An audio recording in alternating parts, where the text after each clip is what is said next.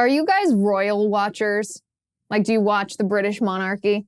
Did you watch the Queen's funeral? I confess, I am kind of. I did not sit down this time and watch the Queen's funeral just because I didn't have time to do it. But I did watch Harry and Meghan's wedding. And I did watch William and Kate's wedding. And I am Team Kate in the Meghan versus Kate feud. It is fascinating to watch the British monarchy. Although if I were a British subject, I would not want to be ruled by a monarch. So I was very fortunate at NatCon to sit down and have a fun conversation with Michael Knowles, in which Michael tried to convince me that Prince Charles, who is now King Charles, isn't the real legitimate heir to the British throne. Yes. He had his reasons. You will hear them. It was actually hilarious. I found it very enjoyable, and I hope you enjoy it too. Hey guys, welcome to the Liz Wheeler Show. I'm Liz Wheeler. I'm sitting here in Miami, Florida at NatCon 3 with one of the lesser known speakers who's here. I don't know if you've heard of him or not, but let me give you an introduction to him. He hosts a show, forget the name of the show, on the Daily Wire. Michael Knowles. It's creatively titled. Yes, wonderful to be with you as always. Thank you for sitting down with me. It's good to see you. Hey, good to see you, despite the sad news. The sad news is that Queen Elizabeth II died. She was quite a formidable and poised figure for like a century in around the globe. 4 years shy. She almost made it a full century. And it does feel like the passing of not just this woman who was greatly admired around the world, not just as of an historical figure who, as queen, met President Truman. As queen, she received President Truman to President Biden, not just as a woman who first reigned over Winston Churchill as prime minister, but as the kind of passing of an era, that she was a connection to a bygone era of Europe and the West, and well, the United Kingdom, which is not part of Europe now, but the Western civilization generally at a peak. And I think it's impossible not to feel a sense of decline, in particular in the realm of dignity, which she and the monarchy represented. And I think part of the reason why her death affects people so much is we feel that has slipped away, that we've lost something of great value. It is interesting to see the mourning, not just in the United Kingdom, not just in the Commonwealth around the world, but even in the United States. I mean, we fought a war against the British monarch, and yet people in the United States are mourning incredibly for this woman. Why do you think people are so fascinated with monarchy in general? Well, it's one of the three good forms of government. You know, there has developed over some period of time this idea that the American Revolution was anti-monarchy. It wasn't anti-monarchy. It was British subjects who were asserting their rights as Englishmen and declaring a national independence. But it wasn't a revolution against monarchy per se. They were saying, we're going to break away from you, King George. We don't like the way things are being run. But they preserved the institutions that Britain had given to the United States. And so, you know, you can have good monarchies. We've seen plenty of good monarchy. And you can have a bad version of monarchy, which is called tyranny. You can have good aristocracies. You can have a bad version of that, that's called oligarchy. And you can have good democracies. And you can have a bad version of that, and that's called mob rule. And America, although I know it's common now to say that we are a democracy, or a liberal democracy is often how it's referred to, that phrase appears nowhere in our founding documents. It appears pretty much nowhere in the English language, the phrase liberal democracy, until 1930. Then it starts to take off in the 50s, and then it really only jumps in 1982. So if America in her very core is a liberal democracy, this is news to everyone who lived before about 40 years ago. Really what the founders and the framers gave us was not a democracy. Democracy is referenced many times in the Federalist Papers. Negatively. And only negatively. It's only with disapproval. And it's not mentioned in the other founding documents. What they gave us is a kind of mixed regime that has an executive power, obviously, and it has an aristocratic representation, and it's got a strong democratic element as well. But it's not so simple as to say, you know, we just hate the monarch, or we just hate the aristocrats. No, it's a mixed regime with checks and balances that represents different interests and aspects of a body politic.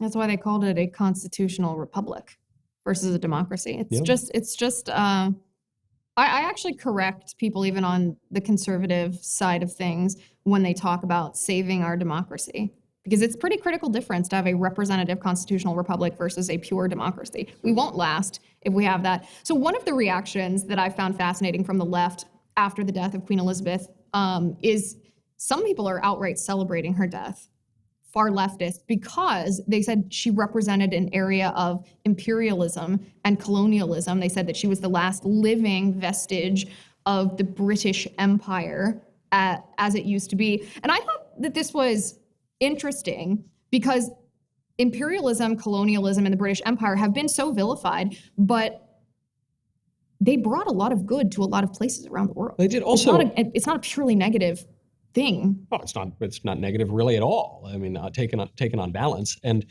it's also just factually inaccurate what they're saying. The Queen was not empress. The empire had fallen, and so she reigned over the Commonwealth, which was the kind of replacement for the British Empire. But no, the empire was gone by the time Elizabeth really came to the throne.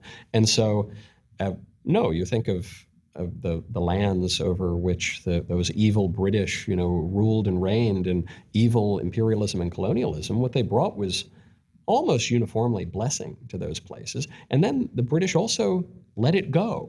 When their former territories declared themselves republics, the British did not really keep a very heavy hand on anything at all. So to attack British imperialism is just, it's historically ignorant for one, but it really just expresses a basic resentment against England, against Western civilization broadly. And so I think they've arrived at their conclusion first, which is Western civilization is bad, and then they've just got to backfill all of the reasons for it, most of which have nothing to do with history. Right, any intersectional topic, and they just fill in the blanks. It's also interesting to observe historically that as the British Empire diminished, what empire became more powerful, and that, of course, is the Chinese. Chinese and the American Empire. I mean, we sort of took the reins from them. And the way that we govern our empire is we don't want to admit that it's an empire. So we use all sorts of soft power, rather than viceroys and different imperial territorial governors. We have NGOs, right? We have non-governmental organizations. We have American corporations. Obviously, the empire of culture and the media. This has spread throughout the world. The intelligence apparatus. We have intelligence operatives in every single country on Earth. And we've got a uniformed American military in something like 40 countries on Earth. So, we in many ways replaced the British Empire. Now China is growing as well as an imperial power. And I think it's very disingenuous for any of us to knock the British for their empire. At least they were honest about it. The rest of the great powers of the world, at least in the modern age, we don't even want to admit it. Well, I think that that's the difference too between the American Empire and the Chinese Empire. Is the American Empire isn't imperial. We don't have. Depends. I mean, well, we don't have the same desire to conquer nations. Maybe to control. Tell that to Gaddafi. I mean, tell that to Kuwait. I mean, I'm not saying that it. Well, I actually do think it was wrong for us to invade Libya. In 2011, I think that was. I think it was a stupid move. I think it was bad to back the overthrow of Mubarak, for instance, in Egypt, who had been a good ally. But regardless, maybe you think those interventions are good. No, I think that history showed that they were mistakes. Anytime that there's been, whether it's from the left or whether it's from neocons, anytime there's been nation building, which is a form of imperialism, has turned out to be very negative for America. That's not actually what we have done throughout our history. That's been a very recent thing. Right. That. But it's even, shouldn't have done. But even, let's say some listener out there who, is wrong about those issues. Let's say that they say, no, I actually think these interventions were a good thing. Okay, you're entitled to your opinion, but it is simply a fact that the United States has engaged in imperial wars of conquest, and so and maybe they were more constrained, some were less constrained, but regardless, it's just to hold the United Kingdom to some separate standard and say, no, that's very bad because that's an empire. Meanwhile, we and every other great power in the history of the world have done certainly the same thing, and we're being less forthright about it. I think that's crazy. Yeah. Well, the lefts, if they didn't have a set of double standards, they wouldn't have any at all. Okay, moving forward, the British monarchy. I want to talk about that. King Charles, your thoughts? Here are my thoughts, Liz. I'll give you my thoughts. Though I like that lovely lady who just passed away, Queen Elizabeth, that nice old German lady, here's where it went wrong. Yeah, Charles I, the martyr king, they kill their king, those Brits. Then you get the restoration of the crown. Then you get a period of relative sensibility, and then you get to James II.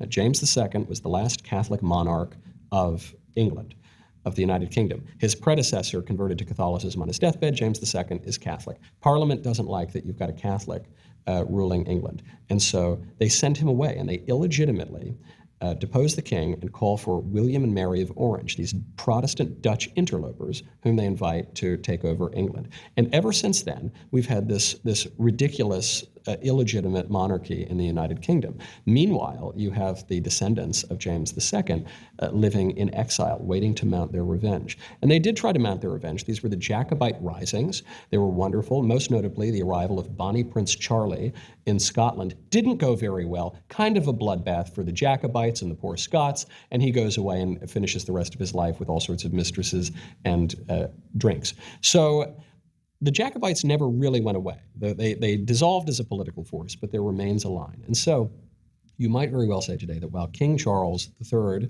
is on the throne in England, there is a more legitimate monarch of England. And that would, of course, be Franz, the Duke of Bavaria, the head of the House of Wittelsbach. Now, Franz is a homosexual and does not have any children. So when he passes, he's somewhat elderly, it will pass to his brother. This would be Maximilian. Maximilian does have a daughter. Her name is Sophia. These are also, though, people of a certain age. And so the real vibrancy, the real rising is going to come from Sophia's son. That would be Prince Joseph Wenzel. He is the Prince of Liechtenstein and an heir to the House of Wittelsbach and the heir to the Jacobite line of succession, the future king of England. The legitimate king of England. Someday. The question is Charles aware of this threat? I don't know. I assume, if Charles were even watching this interview, his eyes would just glaze over halfway through. I don't think so, oh boy. I think I'm going to rule. I strongly disagree with that. I think Charles has been waiting his entire life for this moment. Yes, no, I just mean I don't think he's worried about the boats landing from Liechtenstein. But he has. He's been preparing his whole life for this. Preparing, that's a very positive way of putting it. I think that he's been waiting around for it. He has ties to the World Economic Forum. He has advocated for the Great Reset. How much power and influence does he have in his position, especially considering his very radical leftist poisonous ideology? So he has very little influence by comparison to the history of the English monarchy, though he still has some power. The man is still the King of England. His mother was very, very popular. He is less popular, but I think people still have some loyalty to him, though one fears that he won't be able to maintain the institution. Yes, he's spoken at the World Economic Forum. Yes, he said all sorts of kooky environmentalist things. They're very frustrating. I am, however, becoming more sympathetic to Charles. I'm getting Charles. I am. Here's why. I watched some clip of him. I'm just going to warn our viewers how wrong this answer is going to be. No, this was amazing. I think Charles is playing 4D chess in many ways. I saw this interview of him from about 15 years ago, and he's talking about traditionalism. Not just even conservatism, but, very, very serious form of conservatism, traditionalism. And he's speaking about, he says, well, as the traditionalist philosopher so-and-so says, tradition is not just the dusty old past, grabbing for the past. It is timeless truths. It is a yearning of the people for a sense of the sacred, which the people are yearning after. And he goes on. Didn't he plagiarize that from his mother?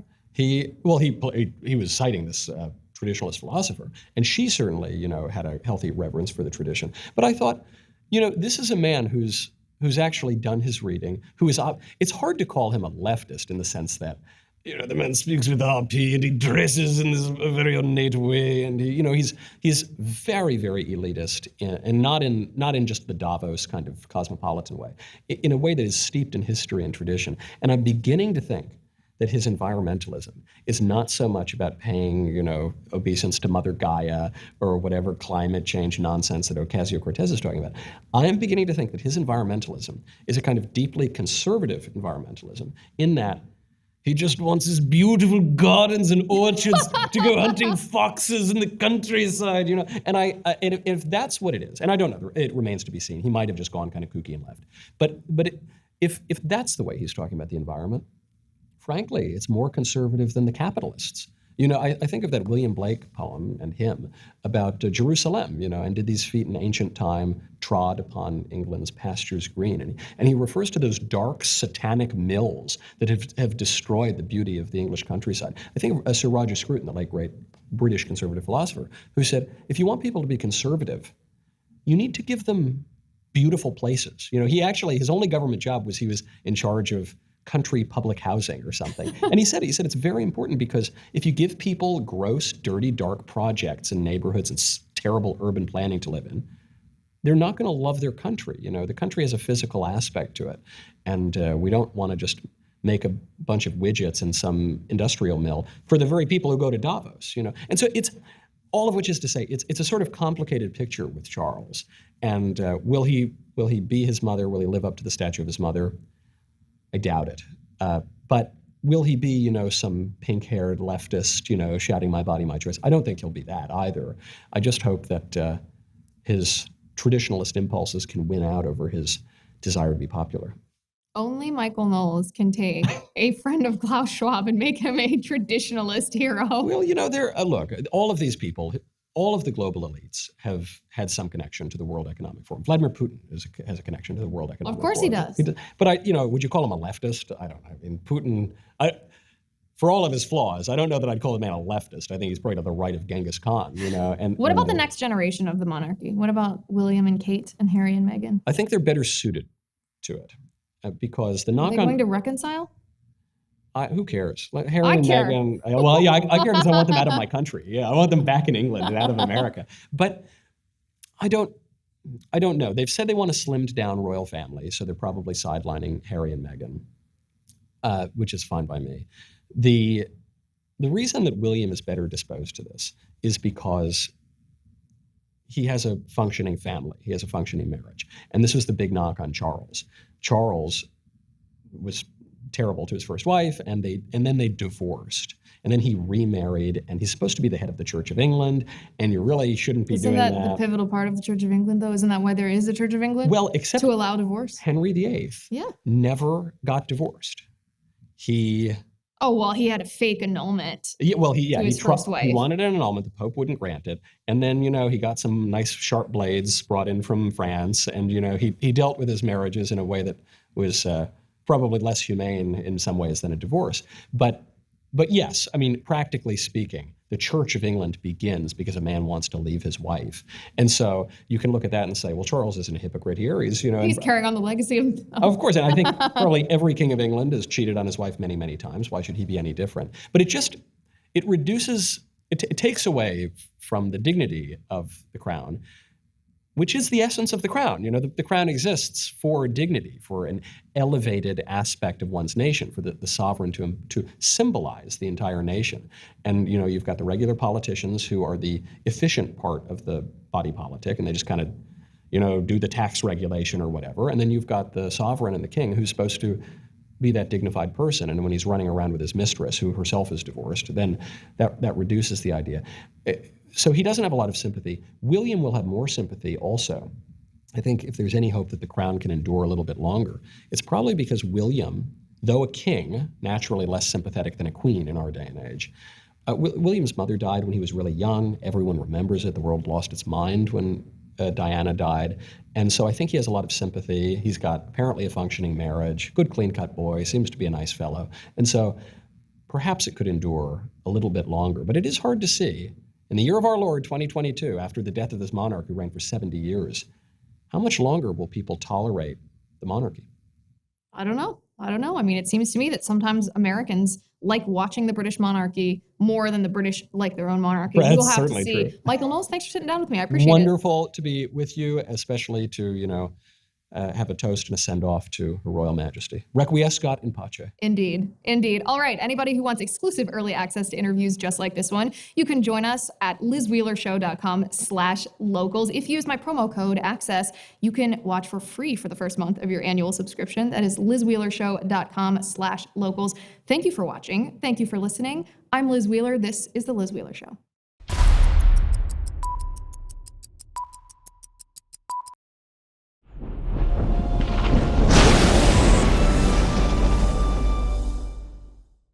If you haven't already, give this video a thumbs up, hit the subscribe button below, and ring the bell to make sure you never miss a video.